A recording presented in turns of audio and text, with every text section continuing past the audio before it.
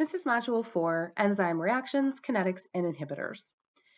In this video 4-2, I'll be describing more of the characteristics surrounding enzymatic reactions and why enzymes are capable of speeding up spontaneous reactions. When we talk about the speed of a reaction and the energy that is required to get it to proceed, we're actually referring to a specific type of chart called a reaction coordinate diagram. This will depict changes in free energy as substrates pass through the transition state and then become product. So we have three different things to keep track of here. We have our substrates at the very beginning, which have to progress through what's called the transition state and then eventually become products.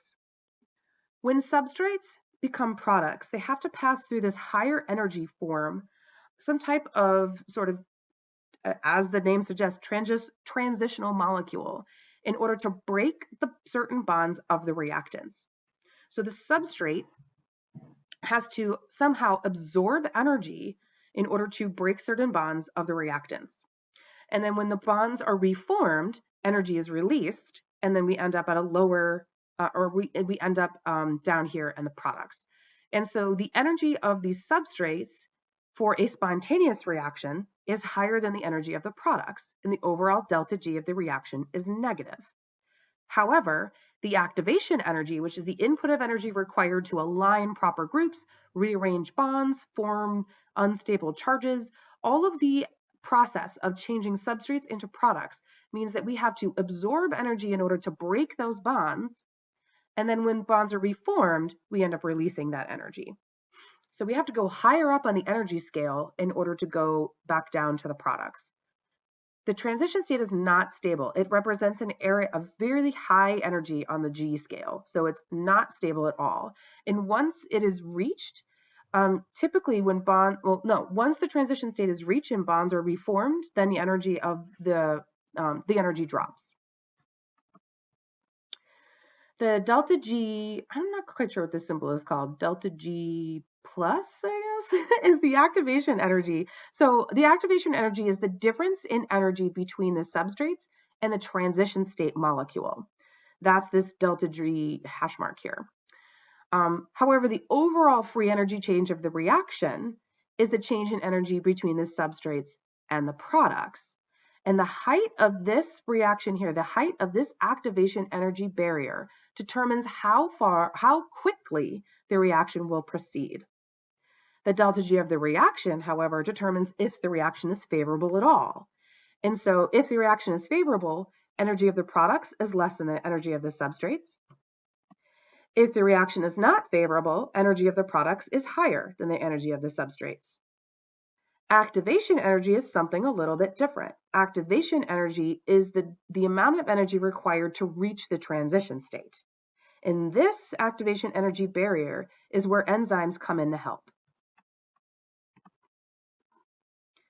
Remember, the delta G of the reaction is what determines the spontaneity of the reaction. And so if the energy of the reactants is greater than the energy of the products, then the delta G is negative. The reaction releases energy when bonds are formed, and then that would be spontaneous in the forward direction. So that's going from substrates to products. And that's this chart here. If the opposite of true, where the energy of the reactants is less than the energy of the products, then the reaction will tend to go only in the reverse direction spontaneously, not in the forward direction spontaneously. Because in order to go from reactants to products, we need to add energy that's not spontaneous and not favorable. Enzymes can catalyze both forward and reverse reactions. Both. Enzymes lower the activation energy of a reaction. And so if an enzyme is able to catalyze a quick reaction from reactants to products because it's lowering this activation energy, the reverse reaction can be catalyzed by that same enzyme. Enzymes work to lower this barrier by helping to stabilize the transitional molecule. So like I said, the transitional molecule is really unstable. It's got negative charges where it shouldn't have, or positive charges where it should have. There's interference with the hydrophobic effect.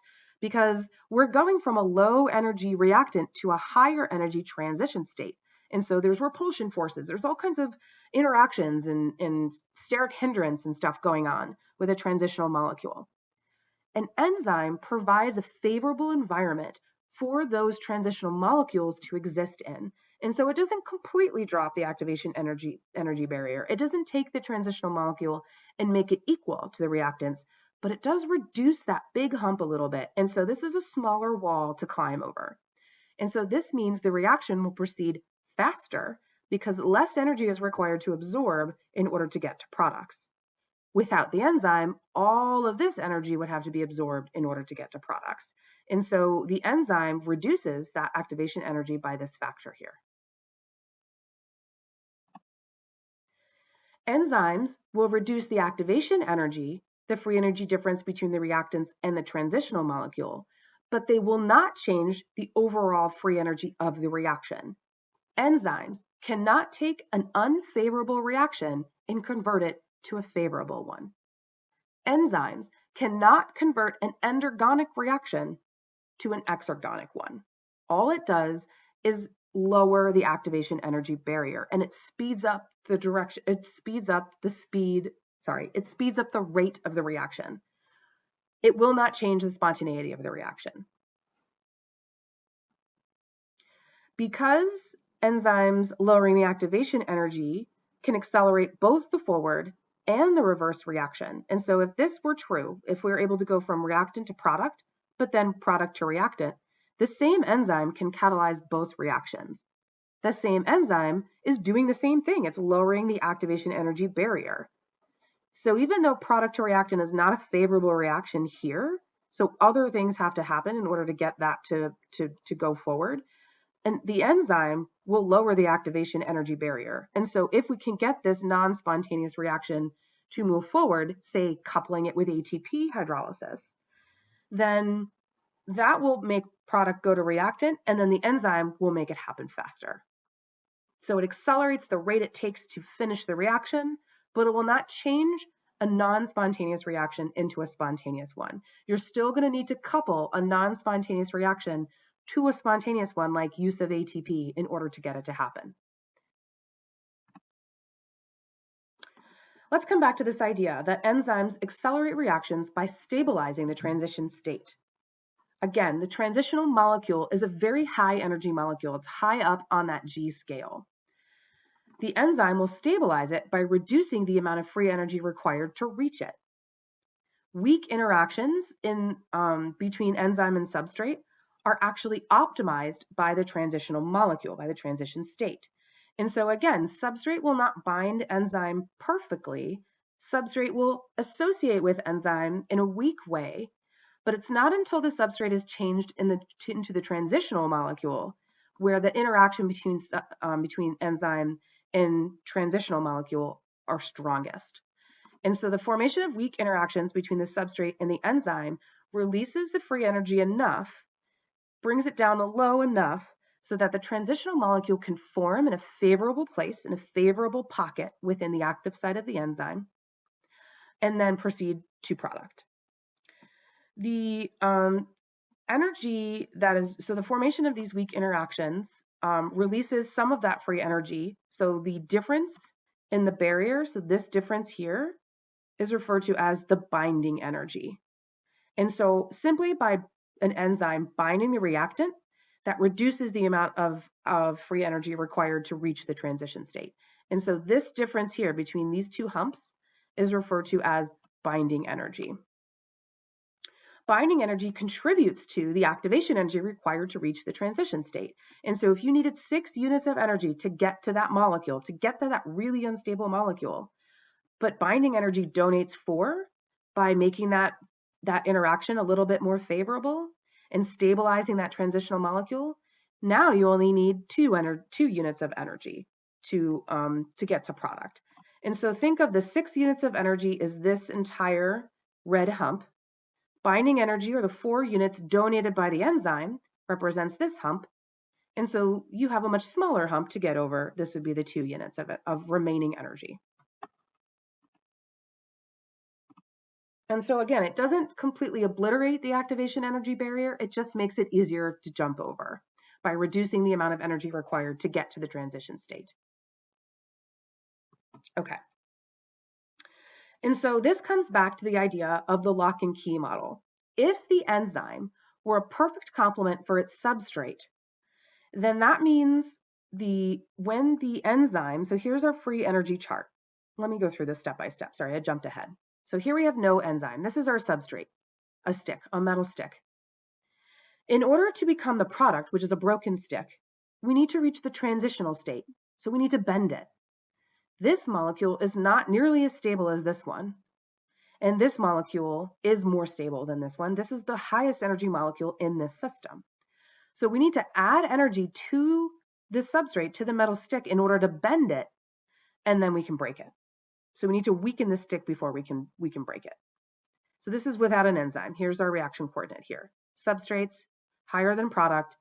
That bent stick represents the highest energy molecule in the system. Let's say the lock and key model was correct. We know it's not, but let's figure out why it's not. If the enzyme were complementary to its substrate, so if this substrate binds its enzyme and the enzyme stabilizes the substrate, we can't actually reach the transition state, right?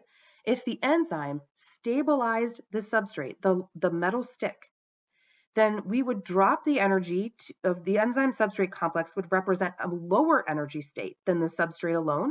So these two together would be really stable. And then we'd have an even bigger barrier to climb before we get to the product. And so think of the enzyme in this case as a brace that won't allow us to bend the substrate in the first place. That's if the enzyme was a perfect geometric and electronegative complement to the substrate. That's actually not what's true. The induced fit model is true, where the enzyme is actually a perfect complement to the unstable molecule, the transitional state, and the substrate only loosely binds to the enzyme at first. And so the enzyme substrate complex is not this super stable, very low energy molecule. It's actually destabilizing that substrate, right? So we have to go up a little bit. Once the enzyme is able to destabilize this substrate a little bit, once the substrate proceeds from metal stick to starting to bend, in the bent state, this is where the enzyme really stabilizes this molecule. And so if we're stabilizing the transitional molecule, that lowers the activation energy barrier down to here, and we're able to break the stick. And so think of the enzyme in this case as an extra muscle that helps you bend this stick and get there in the first place. We're destabilizing that stick, putting a little muscle into it to bend it, and then the enzyme does the rest. And then the reaction does the rest, sorry. So the enzyme is the muscle that bends the stick, and then the reaction will proceed. If the enzyme functions as a brace to stabilize the substrate, then we can't bend it. We can't reach the transition state, product will never be formed. And so this also supports the induced fit model, that the enzyme's active site is a perfect geometric and electronegative complement to the transitional molecule, not the substrate. It only loosely binds to the substrate at first. So how do enzymes catalyze reactions? How do enzymes stabilize the transition state? So we're starting with a fairly stable substrate, and then as that substrate changes to transition state, charges are going to pop up as bonds are rearranged and broken. So in order to break this double bond, we have to add some energy. We're going to have a negative charge here, and so that's going to be a really unstable molecule. Right now we have a negative charge. That's less stable, more energy than this molecule here. Sometimes enzymes can catalyze reactions based on acid or base catalysis. And so R groups within the enzyme's active site can act as proton donors or acceptors, depending on what we need. And so if we want to change a ketone to an enol, this is a huge activation energy barrier to move this double bond over to this side. So we have to break this and reform it. In order to break that bond, we need to absorb energy in order to do that. And so we have to absorb energy, destabilize the ketone to become the transitional molecule, and then become the enol. If your enzyme is acting by acid catalysis, acidic R groups within the active site will donate a proton to this molecule to stabilize this negative charge. And so here's our molecule. and here's the enzyme. The enzyme has an acidic R group in the active site, has that hydrogen proton. And so the enzyme will donate its hydrogen proton to this transitional molecule to neutralize this negative charge, bring the energy of that transitional state back down a bit. Then, when the product is formed, this charge goes away and the substrate will give the hydrogen back, and the enzyme will return to its original form. So we'll give back that hydrogen. Well, it'll pick it up from this hydrogen over here. If the enzyme is participating in base catalysis, that means it's acting as a proton acceptor. And so here's our ketone again, here's our enol over here. And so now we have basic R groups within the active site acting as proton donors. And so what happens here is as the transitional molecule is formed, this proton, acceptor, not donor, this enzyme will accept a proton, this proton down here, and then that will help to stabilize the transitional molecule as it moves into the enol. And then the enzyme returns to its original form here. And so acid or base catalysis is a very common mechanism by which an enzyme will stabilize the transitional molecule by either accepting a proton if it's a base catalysis or donating a proton if it's acid catalysis. This means pH is going to dramatically affect the activity of your enzyme. If the enzyme's active site, if the functionality of the enzyme depends on acid-base catalysis, it depends on charge. And if charge is affected by pH. Remember, the R groups in the active site are what's donating or accepting protons. And the R group in the active site will be charged or not depending on the pH of the environment. This means that histidine, which has a pKa for its R group, remember this is all R group stuff. R group of histidine has a pKa that's very near physiological pH. And so you often find histidine as an R group within the active site in enzymes because it can do both. It can act as either an acid or a base at physiological pH. Now, if you look at the pKa for the R group of histidine, it's around 6. Whereas physiological pH is 7. So we're pretty close, but we're not quite there. And so you would expect histidine to either be positively or negatively charged. However, the microenvironment of the active site can also affect the protonation state of an amino acid's R group. And so if we expect, let's say we're at a pH of 7, and the pKa of histidine is around 6. Hold on. Okay. So let's consider histidine. Here's histidine right here. The R group or the R group's protonation, the pKa of the R group is around 6. And so we would expect that histidine would be positively charged at a pH, uncharged at a pH of 7. But sometimes it can be positively charged at the same pH. And so what's driving that? We would expect it to be uncharged, but sometimes it's positive. The reason is because of the microenvironment of the active site. So the tiny little environment, the tiny little solution that exists within the active site can be affected, the pH of that tiny bit can be affected by other R groups in the active site. So for example, this environment right here, so here's an enzyme, this is the enzyme, so you can picture a globular protein, or like this is a half moon, and then there's little R groups sticking out into the active site, and so this is the active site of this enzyme. There's a bunch of nonpolar residues, nonpolar R groups within this active site, and so the hydrophobic environment created by this pocket will stabilize the protonated form of, say, asparagine. So it's not really exposed to the outside environment. It's like tucked within this tiny pocket of this enzyme. And so asparagine will, even though it's supposed to lose its proton at a pH of 7, will hang on to it because the environment, the rest of the environment in this area is so nonpolar that it will hang on to its proton. Okay. And so if it were, let's say, asparagine again is supposed to be negative at physiological pH. It's supposed to lose this proton.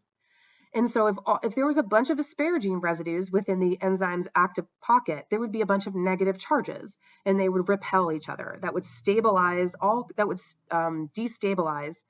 the active site in the enzyme, if there was all these negative charges repelling each other.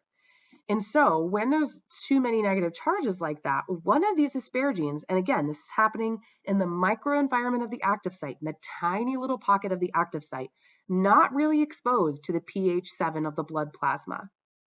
So within the active site, one of these asparagines is more likely to be protonated and the other one is not, in order to reduce the repulsion forces. And this can happen because of the rest of the environment of the active site, the microenvironment of the active site. And so the pH of the active site can be a little bit different than the pH of the surrounding environment. And that will help to determine the charge on R groups within that environment. And so coming back to histidine, let's come back to this. It can be positive or uncharged at a pH of 7. And what's to decide if it's positive or uncharged? And that's really the microenvironment of the active site. And so here's an enzyme. This enzyme is called, it's an Rnase enzyme. So it breaks phosphodiester bonds that hold RNA together. Here is a histidine R group within the active site of this enzyme. And then here's another histidine R group within the same area. Here's the substrate. This is a piece of RNA that's entered the active site.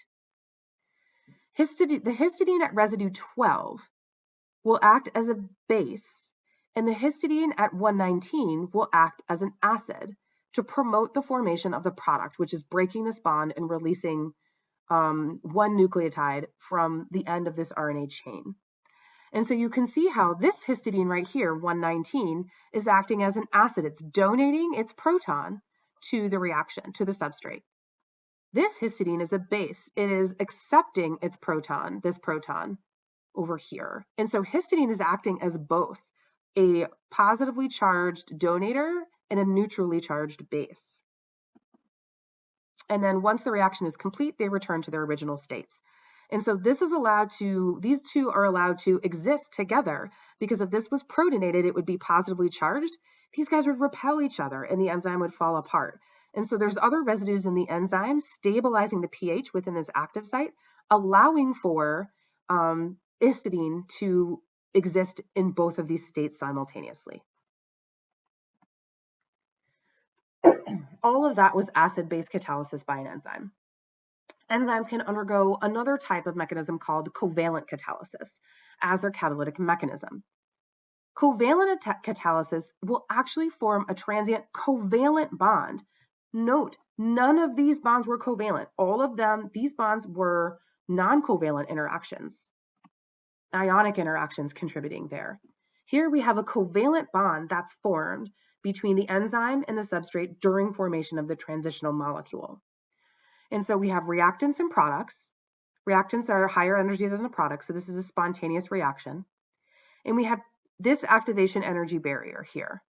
So without an enzyme, this reaction coordinate would represent an activation energy barrier that was way up here someplace, the combination of these two barriers. In formation of the transitional molecule, what the enzyme will do is form a covalent attachment with this transitional molecule. So bond forming will reduce energy. And so we have to climb this barrier to break this bond. And so let's look at this example here. Here's the enzyme's active site. Here's an R group within the active site, and here's the incoming substrate. The R group will form a covalent attachment between this oxygen and this carbon, and that will release and form one of the products, one of the two products in this reaction. So this product is formed and released. But the enzyme has to return to its original state. It can't hang on to this forever. And so in breaking this bond, we need to absorb energy to do that. In forming this bond, we release energy. And so we're at this intermediate enzyme substrate complex where there's a covalent bond attaching them. Then we have to break this bond. So now we have to climb another energy barrier to break that bond. And then once it's reformed, we release the energy to create the second product. So that's covalent catalysis. An actual covalent bond forms between the enzyme and the substrate during the formation of the transitional molecule. But in order to return to its original state, like every enzyme must, we have to break that that intermediate transient covalent bond in order to form the full product. The last mechanism for enzymes is metal ion catalysis. This involves metals that are lightly bound to an enzyme. And metals function to mediate redox reactions by stabilizing any charges that form in the transitional molecule. These metal ions also will kind of push and orient a substrate for the reaction. So it will help to form the enzyme substrate complex by turning and orienting the substrate for optimal geometric and electronegative complementarity. And then metal ions also will shield any unstable negative charges that form during the transitional molecule, and that's what's being shown here. So in this enzyme contains a copper ion that has these positive charges attached to it. During the formation of the transitional molecule, which is this enolate, so this is an enol, we're going to an enolate, and then we'll form a ketone at the end. We have to stabilize the formation of these two negative charges that come up during enolate formation, during the transitional molecule formation. These two would repel each other and represent too high an activation energy barrier to climb. And so the enzyme lowers that by shielding those two negative charges and effectively neutralizing them to drop the activation energy barrier, and then we can proceed to product. So simply binding a substrate will facilitate a reaction in one of two ways, through proximity and through orientation. And so an enzyme will bring multiple substrates into contact with each other. So cofactors, co-substrates, or maybe two substrates, A and B, are required to make products D and F or something. And so an enzyme will bring those two substrates in contact with each other and then arrange them in an orientation that is most favorable for forming the product. And so instead of one substrate accidentally finding and bumping into its other substrate and then magically forming that product, the enzymes kind of form a meet and greet for these two substrates to come together. They create an environment where these two substrates can sit together and find each other. Enzymes will also bind substrates with a specific orientation that aligns the substrate to the most favorable catalytic group. And so we'll also bind a substrate in a way that it arranges the transitional molecule to become stabilized by the R groups in the enzyme's active site. And so through proximity with other substrates that are required to create product, or by simply orienting the substrate so that when it creates the transitional molecule, that molecule is more stable, by these two ways, an enzyme will facilitate and speed up a reaction. And so this brings us back to this idea that the active site characteristics will determine substrate specificity. And so the R groups contained within the active site will determine whether or not something is allowed to fit in that active site. And so if we're trying to fit a substrate in here that is a real bulky phenylalanine R group, right? It's a big fat R group. If that needs to fit inside the active site, then the R groups within the active site had better be tiny, because two really big molecules are going to be too much steric hindrance for that to be a stable interaction. If our substrate is a positively charged molecule, positively charged R group, well, then the active site better contain negatively charged residues or uncharged residues in order to fit that in there properly, to orient it for proper transition molecule formation. Okay. So to recap, enzymes increase the rate of a chemical reaction in both directions. It will not change the position of equilibrium. It will increase the rate of both forward and reverse reactions. It decreases the free energy of activation. So it decreases the free energy between substrates and the transitional molecule, but it will not alter the delta G of the reaction. It will not change the free energy between substrate and product. And so it will not change the spontaneity of a reaction, and it will not alter equilibrium. And an enzyme will facilitate a catabolic reaction. An enzyme will facilitate a reaction through proximity and orientation of a substrate.